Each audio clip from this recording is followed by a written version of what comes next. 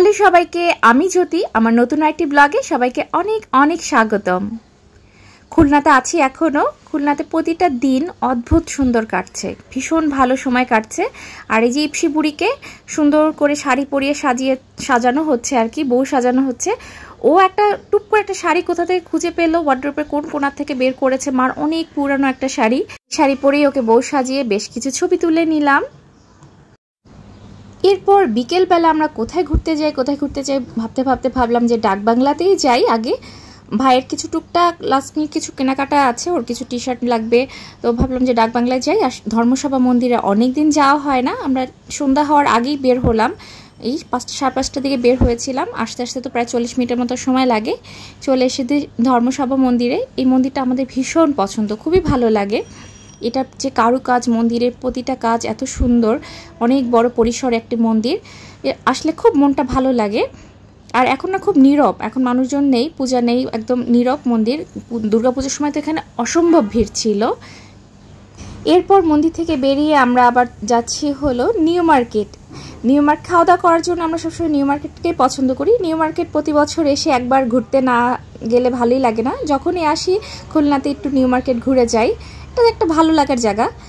তো আমরা সবাই অটো করে একসাথে যাচ্ছি নিউ মার্কেট। আর ইপসি হলো তার মামার কোলেই আছে, খুব মজা করছিল যেতে যেতে। মামা ভাগ্নি যে কি আনন্দ করছে এই মধুর সময়টা। আর অল্প কিছুক্ষণ, ভাই হয়তো আর কালকের দিনটাই আছে, তার পরশুদিন চলে যাবে। যেটুকু সময় একসাথে আনন্দ করে কাটানো যায়। তো এই যে নিউ মার্কেটের পাশ ঘিরে কিন্তু অসংখ্য এরকম খাবারের দোকানে ভরে গেছে। একবার ভাবছিলাম স্ট্রিট ফুড খাই, তারপর ভাবলাম যে না থাক, ইপসিতে আছে। নিউ মার্কেটের ভিতরেই খাওয়া দাওয়া করার জন্য বসতে চাইলাম। আর এই যে প্রথমেই গেটে ঢুকতে এত সুন্দর পুতুলের একটা দোকান হয়েছে, এটা দেখে তো ইপসি বায়নাই করছিল পুতুল নিয়ে। আর ভাইও বারবার উস্কে দিচ্ছে যে বলো বলো, ওই যে ওই ডলটা ইয়েলো ডলটা। যাই হোক, ভিতরে এসে দেখলাম যে অনেক মানুষ এখানে, কিন্তু মানে বিকালের পর থেকে ভালোই মানুষের সমাগম থাকে। আর এর মাঝে ইপসি আর ওর মামা খুঁজে পেয়েছে এক প্রজাপতিকে ধরার অনেক চেষ্টা করলো, ও পুটুট করে উড়ে চলে গেছে। আমরা কোথায় বসি ভাবতে ভাবতে মা আবার দেখলাম মুড়ি মাখা পেয়ে, মা হলো চানাচুর মুড়ি মাখা দেখলেই টুক করে নিয়ে ফেলে, মার খুব পছন্দ ঝালমুড়ি। তো আমরা হলো বসলাম হলো মিঠাইতে ভাবলাম যে খাবার দাবার ভালো হবে, পিৎজা, শর্মা, অনেক কিছু অর্ডার করেছিলাম। বার্গারও ছিল অনেকগুলা, যেগুলোর একটাও খেতে পারিনি। প্রতিটা খাবার না এত বাজে ছিল টেস্ট। অবশেষে আইসক্রিমটা খেয়ে একটু শান্তি লাগছিল। পরের দিন দুপুরবেলা বাবা অনেক কিছু বাজার করে নিয়ে এসেছে, তার মধ্যে চিংড়ি মাছটা দেখে আমার মনে হলো একটু এটা নিজের হাতে কাটি, মাকে একটু সাহায্য করি। আর চিংড়ি মাছটার সাইজটা দেখেছেন কত বড়, অনেক বড় চিংড়ি মাছ। তো সাহস করে কাটা শুরু করলাম। যদিও আমার বাবার বাড়ি, স্বামীর বাড়ি, কোথাও মাছ কাটতে হয় না কখনোই। তো আজকে হলো সাহস করে চিংড়ি মাছটা কাটা শুরু করছি। আমরা চাচ্ছিলাম মা একটু রেস্টে থাকুক, কিন্তু না, আমরা এক কাজ থেকে মাকে বিরতি দিল, মা অন্য কাজ করছে বাসায় যেয়ে। হয়তো আমি রান্না বাদ দিচ্ছি, মা ঘর পরিষ্কার করছে, অথবা নিচে ভাড়াটিয়ারা নোংরা করে রেখেছে, সেগুলো পুরো উঠান বাড়ি ঝাড়ু দিচ্ছে। একটা পর একটা কাজ নিজে খুঁজে বেছে করা শুরু করে দেয়। তো আমি হলো মাছ কাটছি আর ভাই আমাকে সাহায্য করছে, ক্যামেরা ধরে আছে, কেচিটা এনে দিল, বললো যে দিদি কেচি দিয়ে কাটতে তোমার সুবিধা হবে। তারপর চাকু এনে দিল। আর এই যে চিংড়ি মাছের বড় বড় পা দেখে দুই ভাই বোন একটু খেলা করে নিলাম। মানে চিংড়ি মাছের পাগুলো অনেক বড় বড়, এগুলো কেটে রেখে দিচ্ছি, মা কোনো তরকারিতে হয়তো রান্না করে খেতে পারবে। আজকে আর চিংড়ি মাছ ভুনার মধ্যে পাগুলো দিব না, আর মাথা তো রেখে দিচ্ছি। আর এটা করতে করতে না, এই মাছটা কাটতে কাটতে ভাই আমাকে ছোট করে একটা রিলস ভিডিও করে দিল। এই ভিডিওটা দেখলাম যে ভালোই ভিউ এসেছে। আর রিলসটা যে গানটা নিয়ে করেছি, এখন তো খুব ট্রেন্ডি চলছে, এক কাপ চা বানাই স্বামীর জন্য। তো এটা নিয়ে আমার ভাই চিংড়ি মাছ দিয়ে সুন্দর করে লিখে দিল, সেটা দিয়ে আমি একবার প্র্যাকটিস করে বানিয়ে ফেললাম রিলটা ভয়েস ওভার দিয়ে। গল্প করতে করতে কিন্তু চিংড়ি মাছ আমি অনেকটাই কেটে ফেলেছি। এবার দেখাই যে চিংড়ি মাছের মাথার এই যে ময়লাটা থাকে, এটা অবশ্যই পরিষ্কার করতে হয়। আমি জানতাম না, আমার মার কাছ থেকেই শেখা। নিজে না করলেও মা যখন পরিষ্কার করতো দেখতাম। আরেকটা জিনিস আছে, চিংড়ি মাছের অবশ্যই এটা পরিষ্কার করতে হয়। মাথার ময়লাটা তো সবাই জানে ফেলে, কিন্তু অনেকেই এই যে চিংড়ি মাছের যে বডিতে যে রগটা থাকে, এটা অনেকে ফেলে না বা মনে থাকে না, ছোট চিংড়ি হলেও ইচ্ছা করে না। তো আমি আজকে দেখাচ্ছি। আমি চিংড়ি মাছের লেজটা তেমন একটা ফেলবো না, আর মাথার শুধু খোলসটাই ফেলেছি। এখানে একটা টুথপিক অথবা সাসলেক কাঠি কিছু একটা দিয়ে রাখলে ভালো হতো, চিংড়ি মাছটা বড় বড় থাকতো। এই যে উপর থেকে আমি এই রগটা আস্তে করে টেনে ফেলে দেবো। এই রগের ভিতর কিন্তু অনেক ময়লা থাকে, এটা না খাওয়াই ভালো। বড় চিংড়ি হোক আর ছোট চিংড়ি হোক, একদম ছোট সাইজের বাচ্চা চিংড়িগুলো তার পরিষ্কার করা সম্ভব নয়, মাঝারি থেকে বড় সবগুলোরই ফেলানো এরকম উচিত।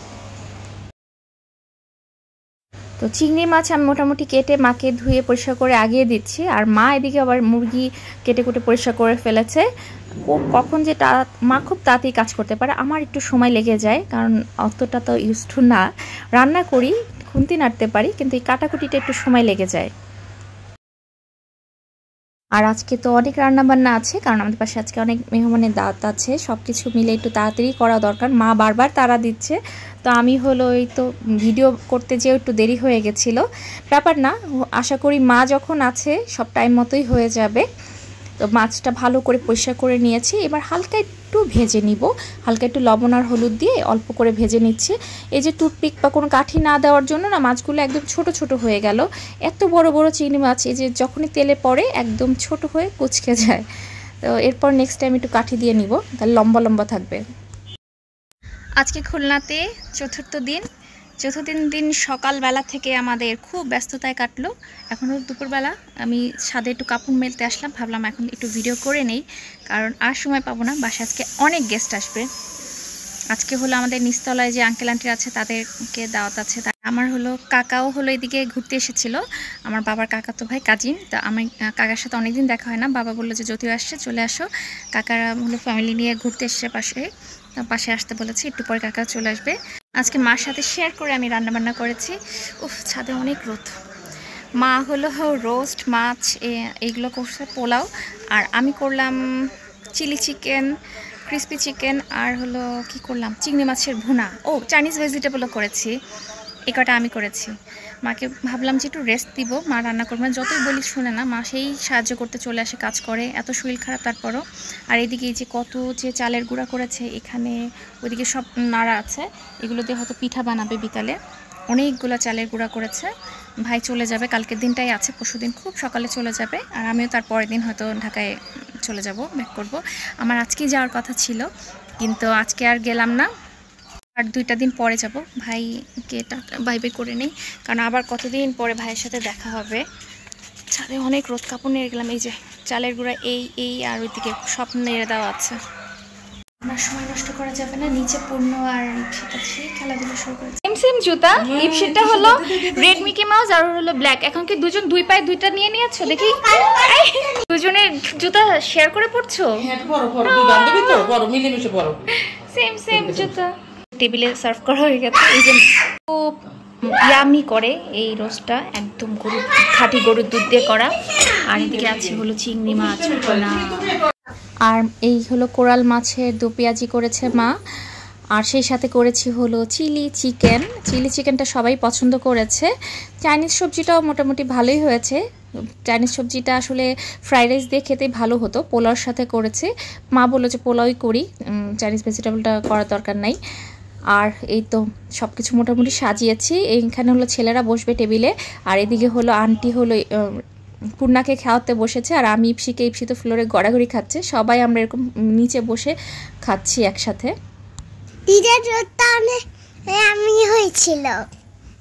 হ্যাঁ, রোস্টটা আসলে অনেক ইয়ামি হয়েছিল। ইপসিতা শুধু রোস্ট দিয়ে খেয়েছে, আর অন্য কিছু খেলো না। ও তো চিংড়ি মাছ পছন্দ করে না, চিংড়ি মাছ খায়নি। আর আমি হলো রোস্টের বেশি করে ঝোলটা নিয়ে নিলাম, এত মজা লাগে রোস্টের ঝোলটা। তো আমি হলো রোস্ট দিয়েই শুরু করলাম। মার রোস্ট আমাদের কাছে বেস্ট। আসলে সত্যি বলতে প্রতিটা সন্তানের কাছেই তার মার রান্নাটাই সবচেয়ে মজার হয়। আমিও তার ব্যতিক্রম নয়, আমার মার রান্না আমার কাছে সবচেয়ে মজা লাগে। আর আরও বেশি ভালো লাগছিল সবাই একসাথে এরকম নিচে বসে গল্প করতে করতে খাওয়া দাওয়া করছি। মা এই জন্যই মনে হয় বেডরুমগুলো বেশ বড় বড় করেছে, 2টা বেডরুমই এত বড় বড় করেছে যে নিচে আরও 2-3টা বিছানা করা যায়। যাই হোক, সবাই খাওয়া দাওয়া করে পূর্ণাও বাসা চলে গেছে। মেয়েকে অনেক কষ্টে একটু ঘুম পাড়িয়েছি, এখন বিকেল হয়ে গেছে, একটু পরে ওকে উঠিয়ে ফেলবো। তুমি কি করছো? বান্ধবীকে খুঁজছো? এই যে বান্ধবী। জুতা রেখে গেছো? আসো দেখি কোথায় জুতা,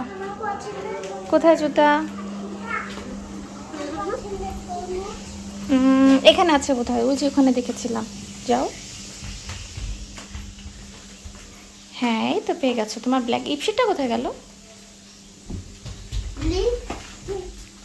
তো নিচে দেখলাম মনে হয় লাল লাল নিচে আছে বোধহয়। পেয়েছো? আমি পেয়েছি।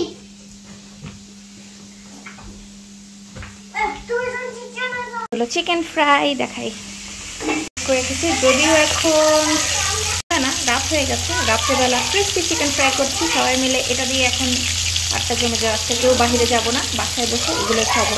এখন প্রায় রাত 11টার মতো বাজে। মা হঠাৎ দেখলাম বিছানায় শুয়ে পড়েছে, বললাম শরীর খারাপ লাগছে নাকি। মা আসলে কিছুই বলে না, মার শরীরটা আসলে অনেকটা খারাপ, সব কিছু মিলিয়ে মানে ব্যালেন্সে নেই, প্রেশার বেড়ে যাচ্ছে, ডায়াবেটিস বেড়ে যাচ্ছে, সব কিছু মিলে শরীরটা নড়বড়ে। তবে ইপসিকে পেয়ে মার মনের শক্তিতেই চলাফেরা করা, কাজ করা, সব কিছু করছে। হ্যাঁ দুইটা জুতো পরে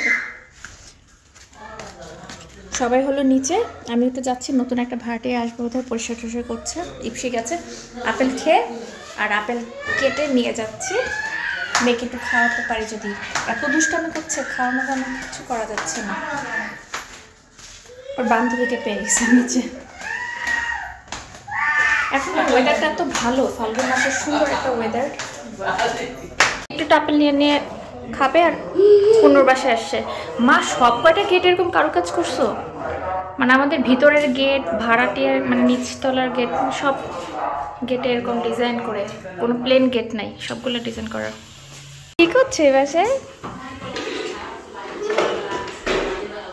আমাদের প্রতিটা ফ্লোর এত বড় করা যে সবাই মানে সোফা টোফা রেখে এখানে বেডও রাখা যায়। মানে ড্রয়িং রুমটা এতই বড় করে দিয়েছে সব আন্টিরাও, মানে ড্রয়িং রুমে একটা বেড বড় ফেলেছে, কারণ অনেক বড় ড্রয়িং রুম। দুজন মিলে খেলাধুলা হচ্ছে।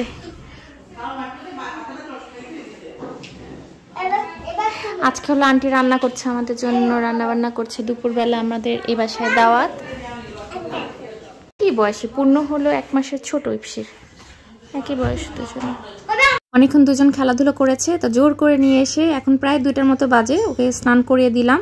আর স্নান করে এসে মেয়ে সুন্দর করে ঠাকুর নমস্কার করছে। আর আজকে সেই ড্রেসটাই পরবে, পূর্ণার বাসায় দাওয়াত খেতে যাবে। এই জামা নিজেই পছন্দ করে এখন জামা, আমিও সেই সাথে একটা ভালো জামা পরে নিলাম, যদিও সাজুগুজু করার ব্যাপার নাই। দুপুরবেলা দাওয়াত খেতে যাচ্ছি নিচতলায়, খালি পায়ে যেমন হচ্ছে তেমন সুন্দর নেমে চলে যাচ্ছি। এরকম দাওয়াত হলে কি মজা না, নিচ থেকে উপর থেকে নিচে এসে দাওয়াত খেতে আসছি। এই যে আমরা চলে এসেছি। এই বাবা সে অলরেডি খাওয়া দাওয়া শুরু হয়ে গেছে। কি দিয়ে খাচ্ছ? মাংস দিয়ে খাচ্ছ? দিদা খাইয়ে দিচ্ছে। মেয়ের খাওয়া দাওয়া কমপ্লিট, এবার আমি নিশ্চিন্ত, এখন আরামে খাওয়া দাওয়া করতে পারবো। আর ওদের দুজনের ভিডিওই ছেড়ে দিলাম আমার চ্যানেলের, ওর দুজন ওদের ভিডিও দেখছিল।